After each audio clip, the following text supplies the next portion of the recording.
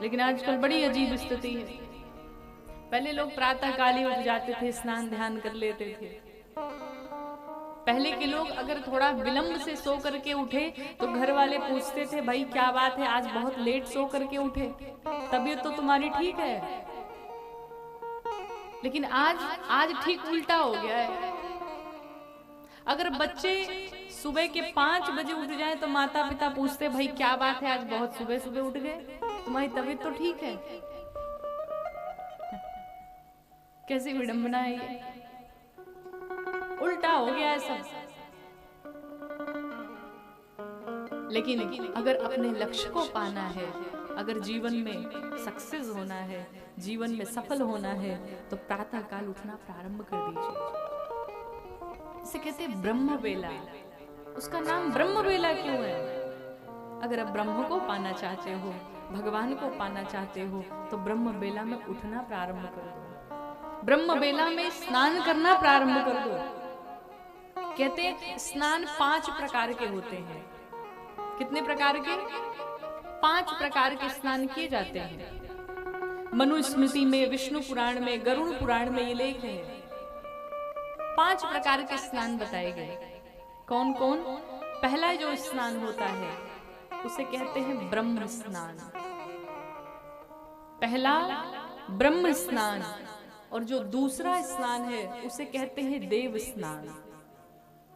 तीसरे स्नान को ऋषि स्नान कहते हैं और चौथे स्नान को मनुष्य स्नान कहते हैं। और जो 5वां स्नान होता है उसे राक्षसी स्नान कहते हैं। टाइम क्या है? जो सबसे पहला स्नान है ब्रह्म मुहूर्त का, वो सुबह के 3 बजे से लेकर के 3:30 बजे तक की जो अवधि है उसे हम कहते हैं ब्रह्म स्नान। वो ब्रह्म बेला का स्नान है। जो देव स्नान है वो कहते हैं 3:30 से 4:30 के मध्य जो स्नान करते हैं वो है देव स्नान। और तीसरा जो ऋषि स्नान है वो 5 से लेकर के 6 के मध्य जो स्नान होता है उसे ऋषि स्नान कहते हैं।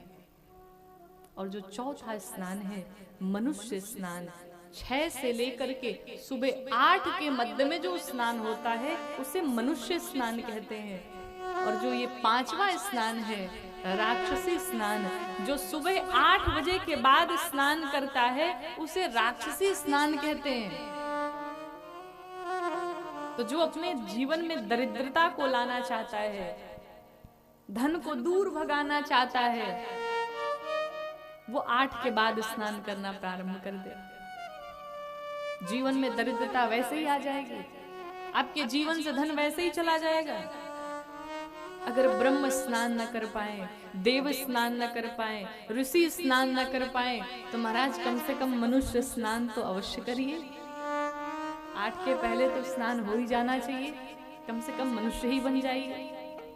तो ये 5 प्रकार के स्नान हैं। और कहते हैं कि अगर आप अपने जीवन में चाहते हैं कि धन, वैभव, यश, कीर्ति बनी रहे, तो प्रातः काल उठते ही ये 4 कार्य कदापि नहीं करना चाहिए।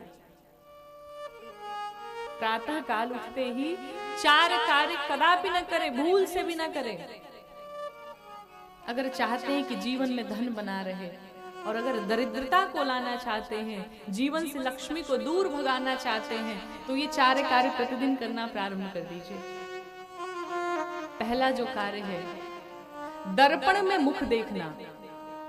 कुछ लोग की आदत होती है बेड पर सोई पहले अपना चेहरा ही देखते हैं, पहले चेहरा ही देखते हैं। लेकिन ऐसा नहीं, पहले अपने हाथों का दर्शन करना चाहिए। अगर फोन रखे हैं तो उसमें भगवान की कोई विग्रह हो, उस विग्रह का दर्शन करिए। तो सुबह उठते ही अपना चेहरा कभी नहीं देखना चाहिए। प्रातः काल उठते ही अगर घर में बालक हो छोटे छोटे तो उनका दर्शन करें। दूसरा, बुरा न मानिएगा, अधिकतर लोगों को आजकल भी ना करें, बिना स्नान ध्यान किए, बिना मुख धुले और बेड टी लेना बहुत गंदी बात है। बेड पर पड़े पड़े ही न भगवान का दर्शन किया, न भगवान का स्मरण किया, चाय बिस्किट खाना प्रारंभ कर दिया। तो जो लोग ऐसा करते हैं उसके जीवन में सदैव दरिद्रता बनी रहती है, विपत्ति बनी रहती है, वो हमेशा परेशान रहेगा।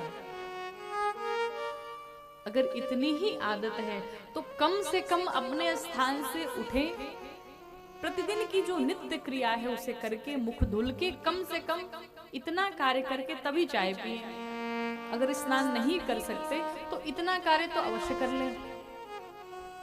और तीसरा जो बताया गया, कहा गया पति पत्नी दोनों साथ में न रहें, संग न करें। चौथा जो बताया गया, कहा सुबह सुबह कुछ लोग की आदत बन गई होती है, सुबह ही सुबह झगड़ा करना शुरू कर देते हैं। बच्चे अगर थोड़े बहुत स्कूल जाने में लेट हो गए या फिर टिफिन बनाना है तो माताएं घर में क्लेश ना करें, अकेले करना पड़ रहा है, हम अकेले पड़ जा रहे हैं, कैसे संभालें, ये कैसे करें, वो कैसे करें। सुबह सुबह घर में क्लेश नहीं होना चाहिए। और जो अपने जीवन में ये चार कार्य नहीं करता है उसके जीवन में सदैव माँ लक्ष्मी की कृपा प्राप्त होती है, सदैव कृपा बनी रहती है।